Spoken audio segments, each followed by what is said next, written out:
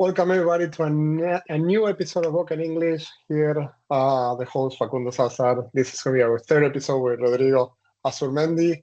We're very excited for a new episode. Today, Monday, April 21st. 2 days ago, Boca had a fantastic win. But before we start talking about the games and everything happening in the current situation with Boca, we want to dedicate this episode to Hugo Gatti. He died on Sunday. I'm not sure or how he died. I'm not sure if you read anything about it. But we want to dedicate this episode to him. He was such a legend for us. I mean, we are 33, 34 years old. Growing up, I heard my dad talk about him a ton, how legendary he was, how ahead of his time he was. Like, probably one of the first keepers to start playing with his feet.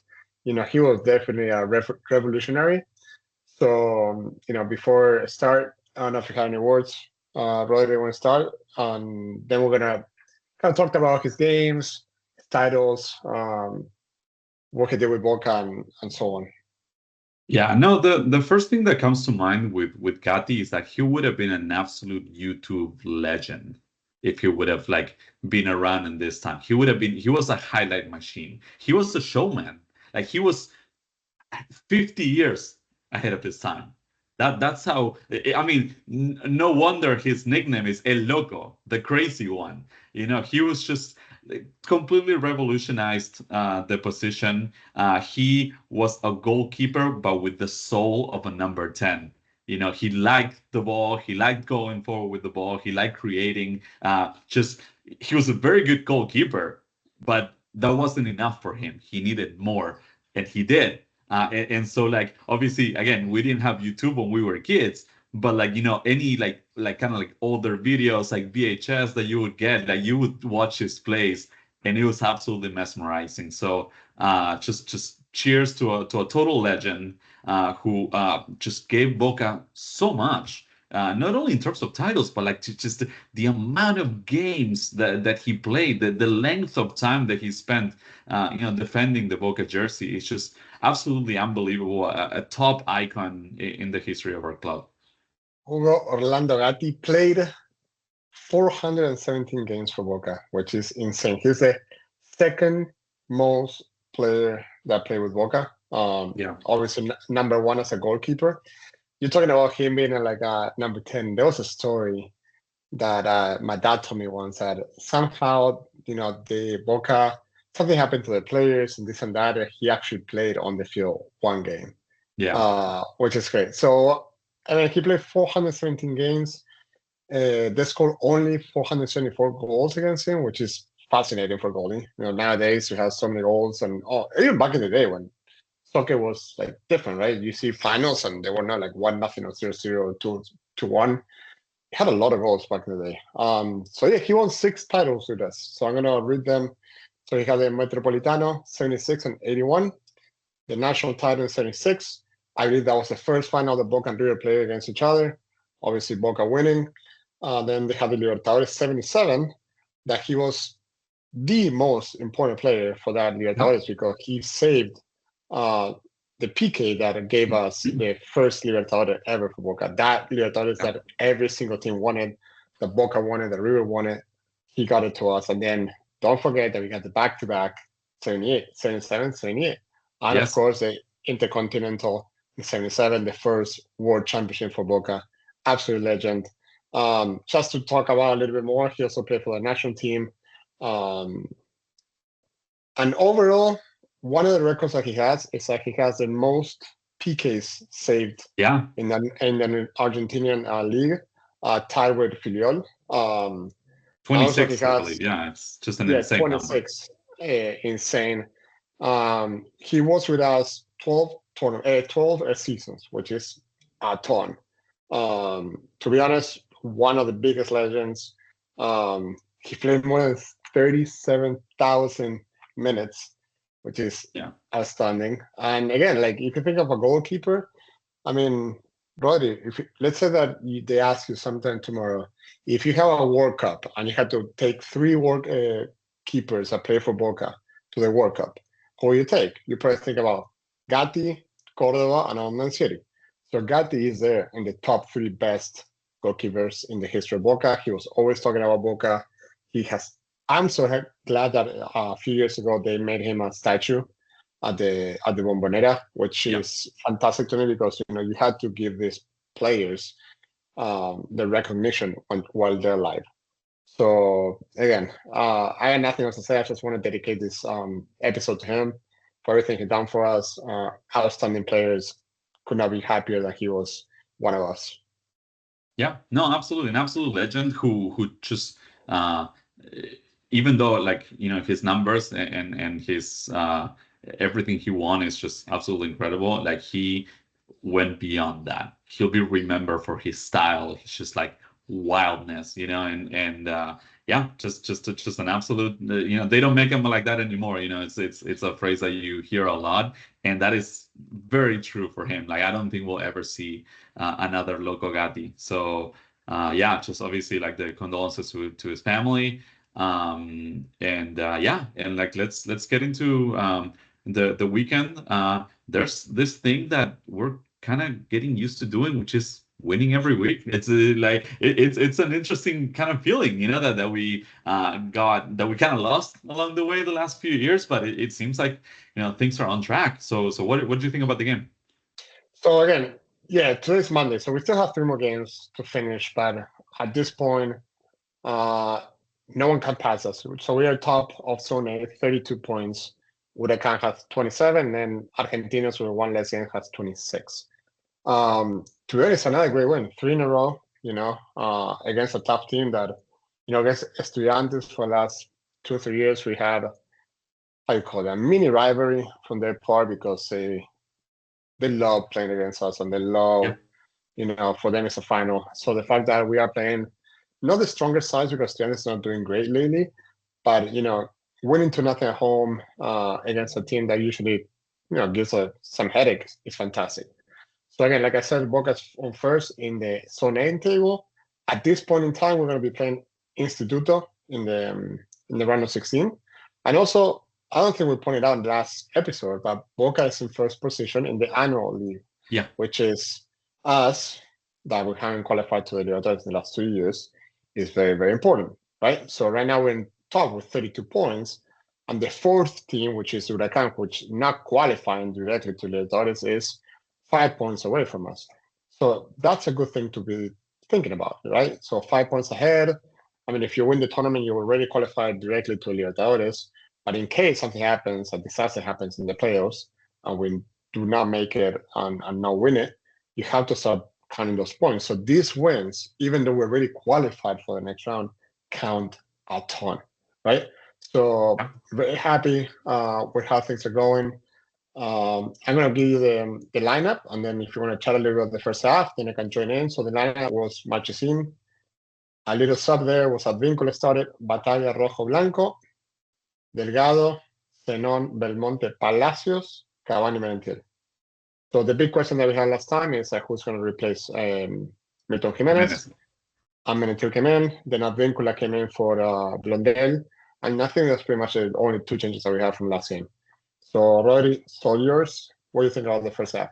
Yeah, again, it usually happens that like when the starting 11 makes sense, it's usually a sign that things are gonna go well for Boca, and it's almost as simple as that. And for the last few games, Gago has been playing that 4-3-2 1-2, with 2 number 9s up top, with Palacios just kind of free, kind of roaming behind them, Palacios, and just that this Boca team makes sense. And if you add that to the just kind of familiarity and continuity that we're getting from basically playing like 8-9 of the same guys every week, the team is improving. So we saw that again. It was a bit of a sluggish first half. Boca still tends to do this a little bit under Gago, where they're a little sleepy, early on. This also had to do with the fact that Estudiantes played like it was like the World Cup final. Like they always play against Boca.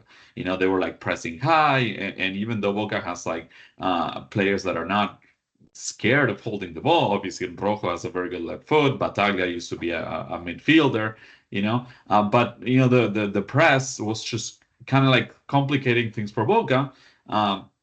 So that made for a kind of a bit of an ugly, if not full first half, I would say like the first 25 minutes, just Boca kind of struggled to find a rhythm and find their ways. But then eventually, just kind of like it kind of got a hold of the ball and settled into a rhythm, and that's when I think we saw kind of like the best version of Boca. Yeah, to add to that, I mean, it's complicated when you have a team like Estudiantes that plays 4-3-3 because when you have three attackers, usually Boca doesn't have three people coming at them all the time. So Boca had to stop a little bit of defensively to see, hey, let's see what Estudiantes is doing. So I think the first 25 minutes, it was ugly from both sides. I don't remember Estudiantes doing absolutely nothing to hurt us. But also, like you said, Boca was slow just because I feel like Boca was testing them a little bit. There was not much happening. And the main reason is because we've been talking so highly about Delgado, Milton Delgado, that I feel like Estudiantes understood that if they can cancel him a little bit, you can complicate him. And if Delgado is not playing very well, somebody else has to step up. Until that, maybe the 40th minute, no one stepped up. I think I sent you guys a text saying this is the kind of time where Palacio has to get out his comfort zone, get the ball, and kind of manage or take over the pitch, which he slowly did. Same with Zenon. Zenon is growing a little bit, into the player that he played in the first few months when he signed with Boca.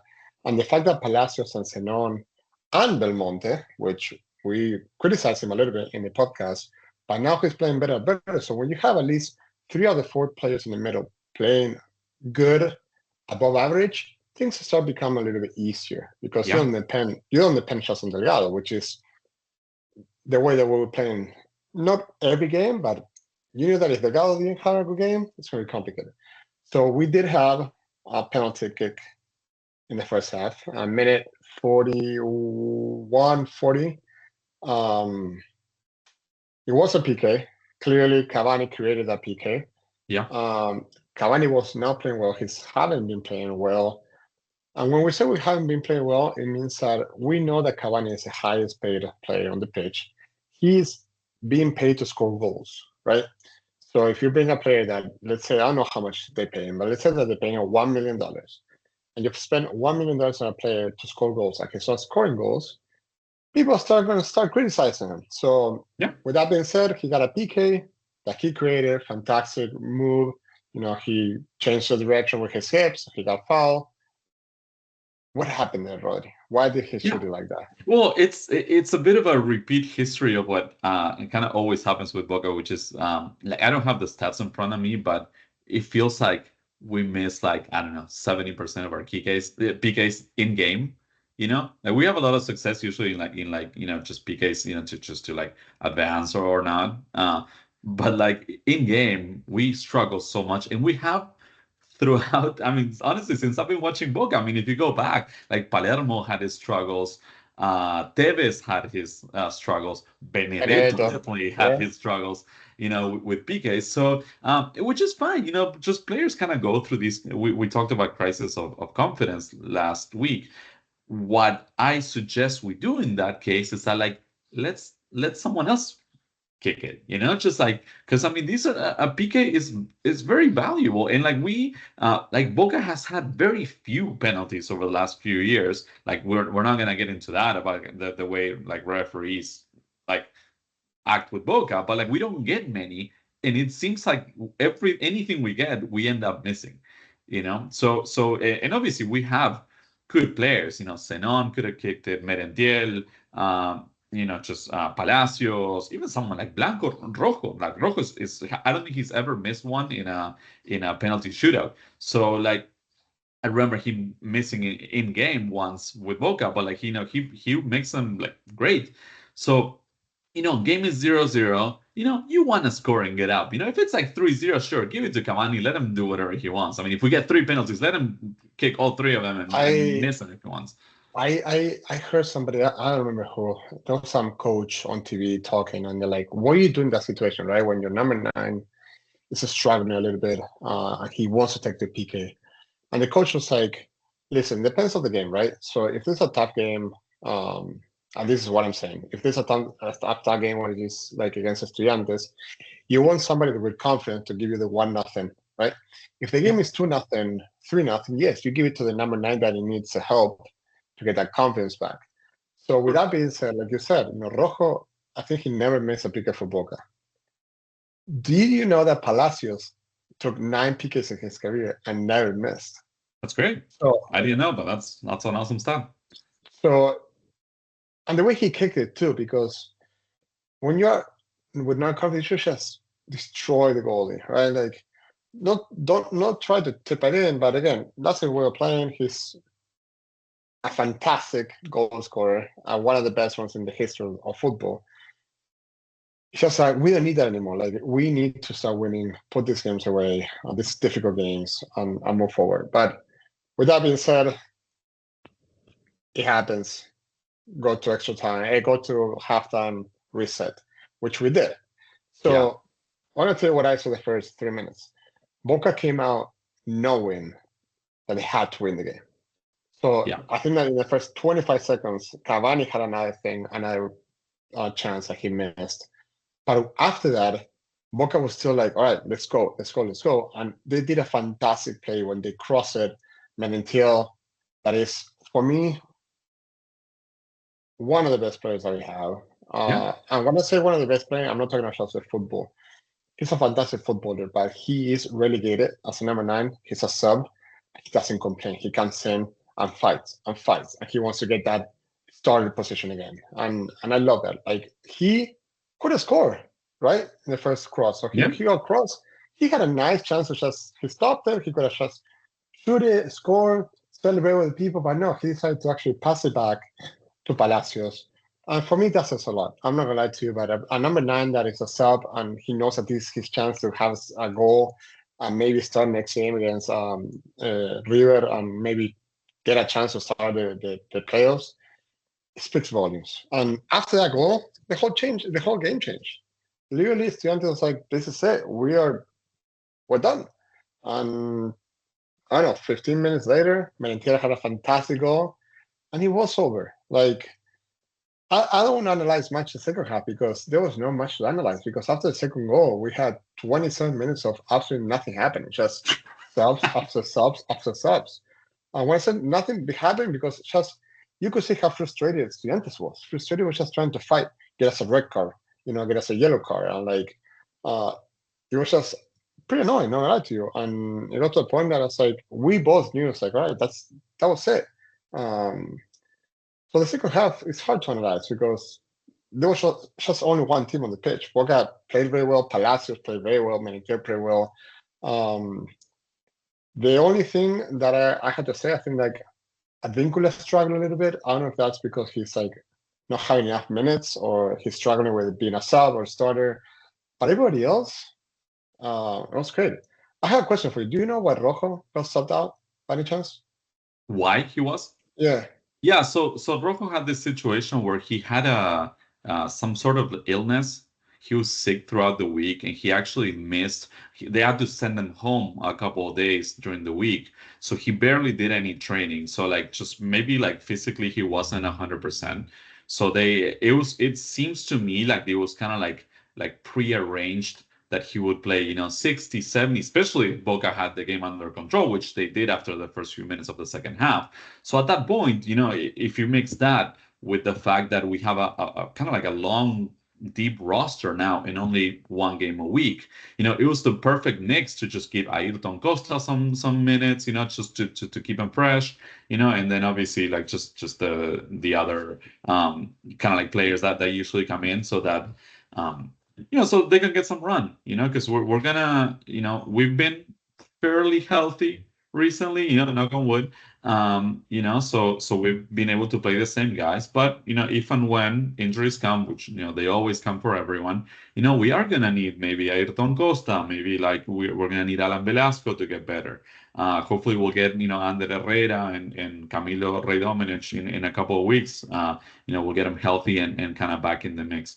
So yeah, it was obviously a good sign. I want to go back to something that I was just thinking while you were talking about, and I don't want to make a big deal because I don't want to claim that Cavani is a selfish player, but just to me, kind of like the difference between putting the team first versus putting kind of like a player's ego first. Like Cavani, felt in the moment. I mean, he earned the PK, like you said. I mean, it was all him. Like he manufactured it. So and then he felt like, hey, I need this because I'm sure he feels like he needs it because if he's playing well, he's helping the team, right? So I'm not saying he's a bad person or anything.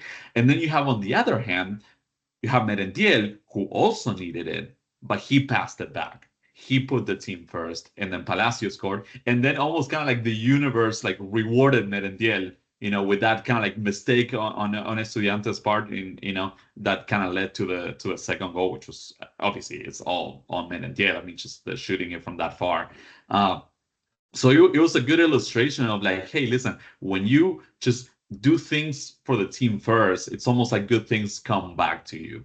So I thought it was very good. Obviously, Cavani had a part in it. He intercepted the bad pass that led to the Merentiel goal. So like we never question Cavani's commitment to the team, right? He's always running, even when he's playing like crap and we're all like yelling at him.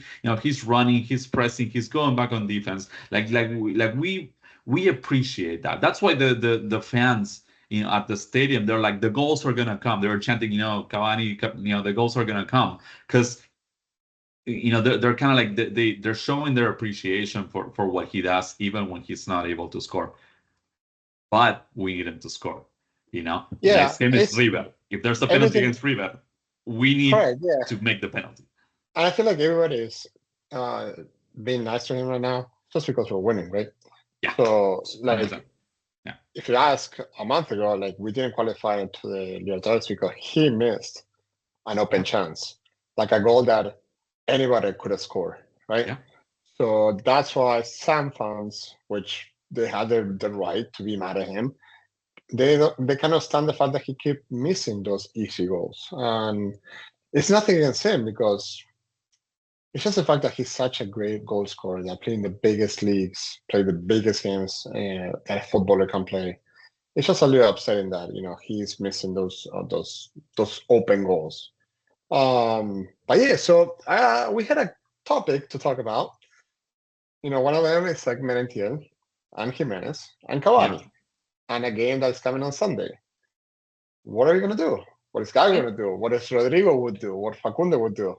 Yeah, I mean, honestly, I'm very partial to the Merentiel Cavani pairing, even from the time that that Almiron basically like paired them together back in early to mid 2023. I think they play well together. And also, I think this might be solved for us because Jimenez may not be healthy for the Superclásico, and if he is, he might be just kind of limping. So like I think he's probably gonna kind of force the issue to at least be on the bench and just be an option in case we need him in the second half. But most likely, I think Merentiel did more than enough to earn just another chance at the spot. And Cavani, like again, I'm kind of had it with Cavani, but like obviously just they're not gonna take him out before a Superclásico. He did score in one of the more recent ones.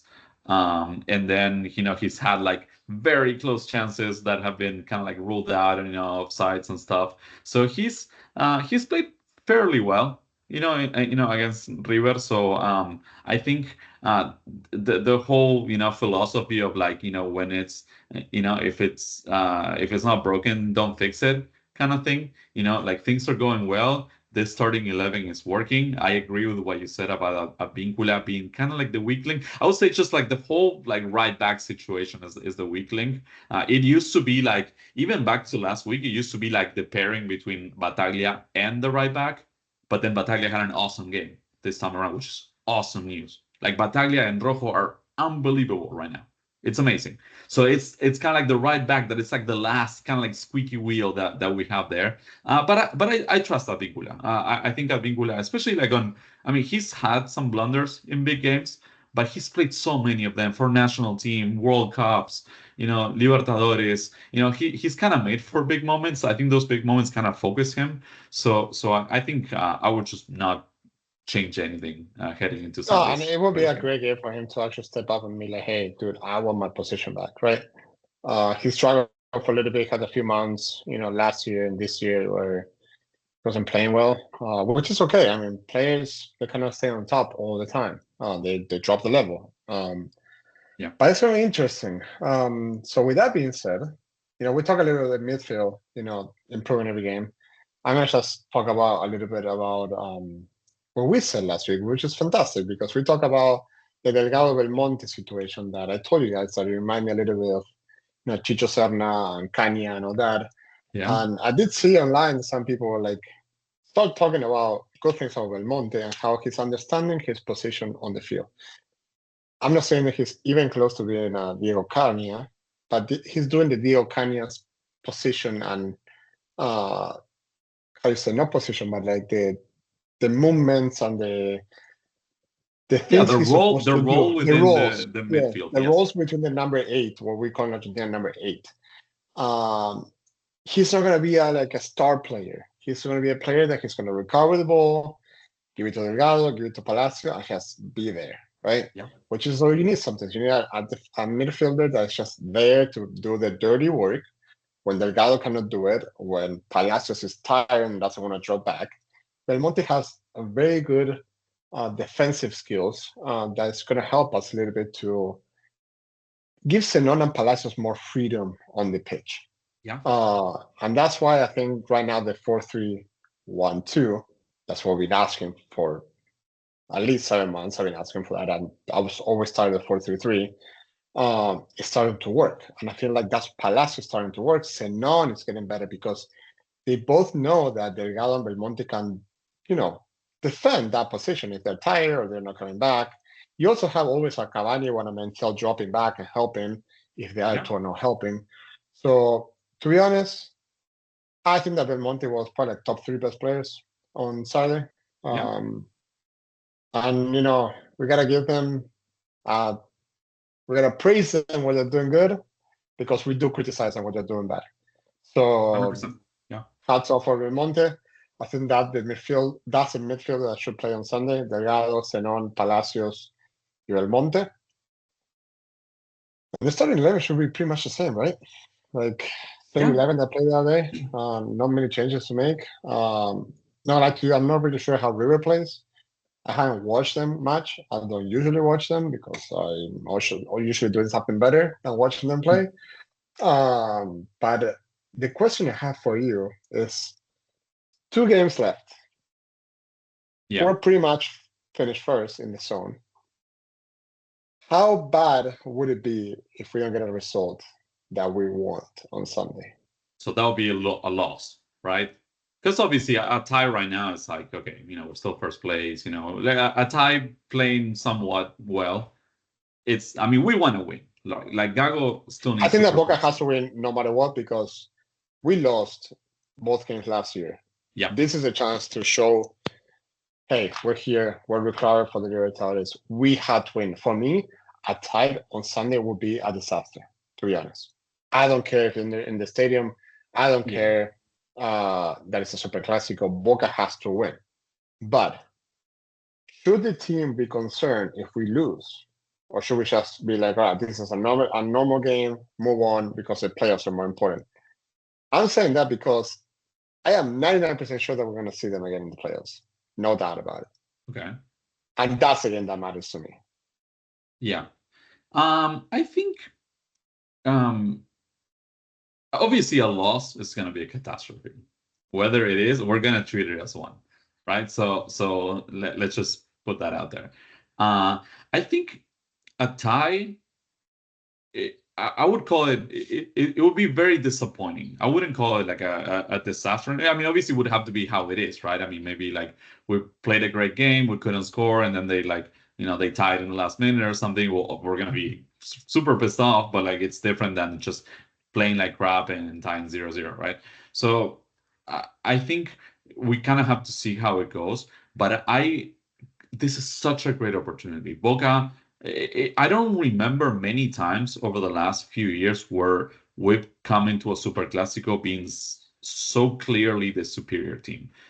River, like they're not a hot mess. Like they have this issue where like they struggle to score. They generate their chances. I've watched some of their games, but just overall they're a slow team, especially in the midfield. Like they're still playing Enzo Perez. He's like nearly 40 if he's not 40 already, and obviously he has all the tricks and stuff that he's gonna pull, like talking to the referees and trying to like get Rojo, one of his good friends. He's gonna try to get a red card for Rojo. Like he can make up a little bit with his like smarts, but he is so slow. He should not be starting for River, and I'm very glad that he will be, because like we can take advantage of that. Palacios should have a great Sunday, and because of that. So, this is a very clear opportunity to just go into River Stadium and like humiliate them if we can. Obviously win. I mean, I'll take any win, right? But like, it's one of those where we should be able to go and win 2-0. Kind of like, just kind of like an easy, not easy, but like a normal 2-0 like we did to Estudiantes on Saturday, right? I mean, we're playing very well. It would be nice to shake them up a little bit, I mean, I'll take 3-4, whatever. If they lose, no, but like I'm saying, like whatever, let's win 1-0. But a loss for them would be much more disaster than for us. I think if they lose, the whole empire could collapse in a second. So Boca should take care of that. Should take care of business. Show them who we are, beat them at the stadium, shake them up a little bit, make sure that they get to the playoffs very uncomfortable. So we can see them again in the playoffs. Yeah. And eliminate them again, right? That would be great. My kind of, not dream, but my kind of like, hey, a nice Sunday and a nice playoff game in 2-3 weeks. But it should be a very interesting game. I think it's going to be the same as the first 20 minutes against Estudiantes. I think they're going to play 4-3-3. They're going to try to delete Delgado from the midfield. Yeah. And I think that Boca has to be very smart to make sure that they can cancel Mastantuono, which is at this point the only good player that they have, or not the only good player, the only player that's actually doing something different than the rest. Yeah, correct. Yeah, and also I think that what's going to be very good, the crosses. I think that the crosses from Blanco will be very dangerous. I'm going to give you I think that I'm going to give you my prediction. I think it's only 2-1. Boca's going to start winning 2-0. And I think that Merentiel and Zenon are going to score. Wow. Sign me up. Yeah, like for some reason, we never kind of win like by more than like 2 goals, kind of like almost ever. I mean, they're usually kind of like low scoring affairs. And even last time, we were winning 3-1 and crushing them, one of the more recent times. And then they still scored, I think down the end, right? So, but even then, I mean, I think I also see a game where like if Boca can play like they played in the second half and also just kind of survive the first 20 minutes where like we know River is going to press, they're going to run, especially at home.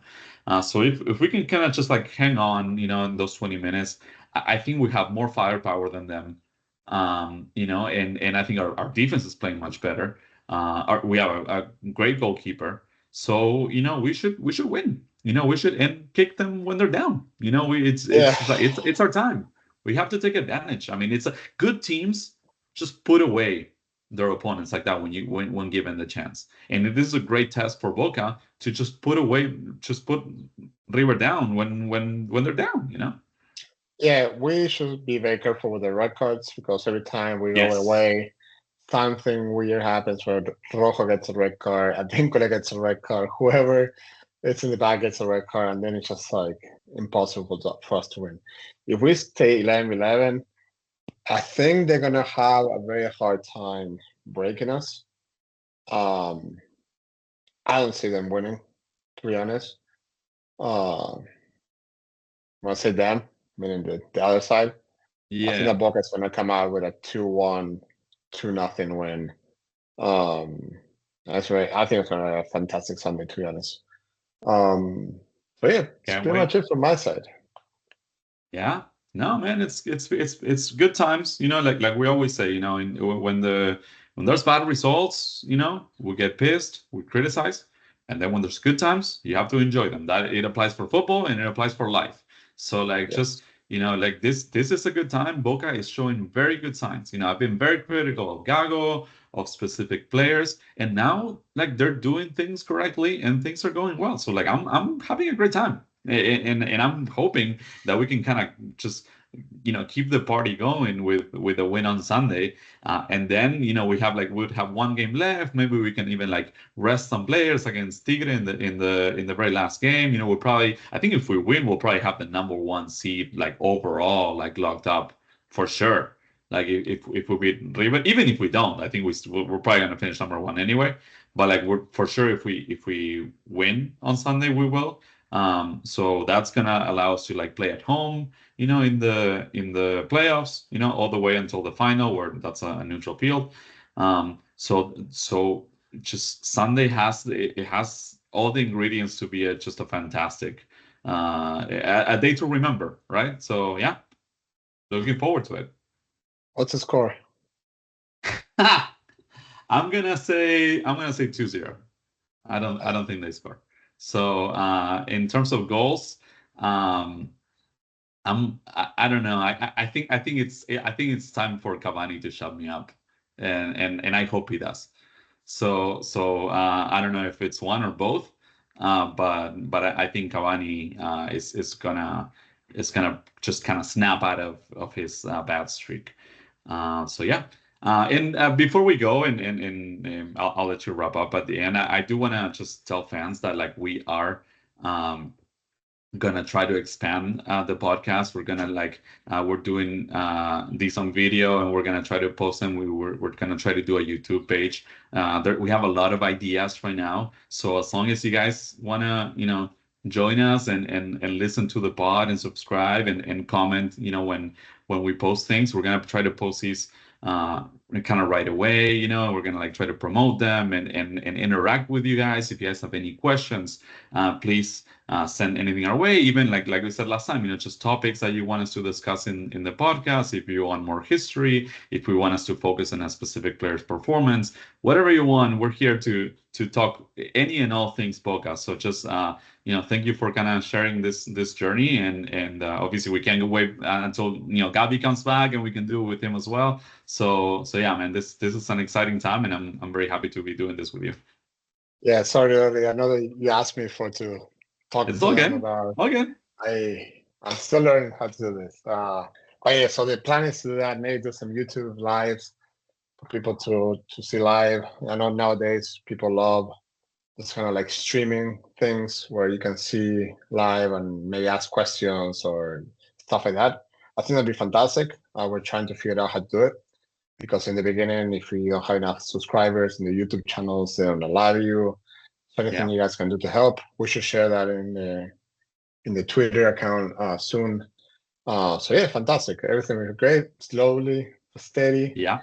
So we get there. Maybe they can guess what kind of jersey we're gonna wear next time. They see in the video. Yeah. Promise I'm gonna change this. This is like my 3rd time using it for a podcast, but it's very comfortable, so I'm gonna change it. They don't know. It's the first time they're gonna see your beautiful face on video, so they don't have to know. But so next time maybe we can guess, what jersey we're gonna be wearing, from the last 20 years, and we can start from there. So again, Rodri, thank you again for joining the 3rd podcast that we're doing together. I'm having a fantastic time. I hope everybody else is having a great time. If you don't have anything else to say, I'm going to wrap this up. Again, this episode was dedicated to one of our best players, Hugo Gatti. Rest in peace. We're always going to remember him like the legend that he is. And let's hope we record a happy podcast on Monday. Yeah. So until next time, guys. Bye.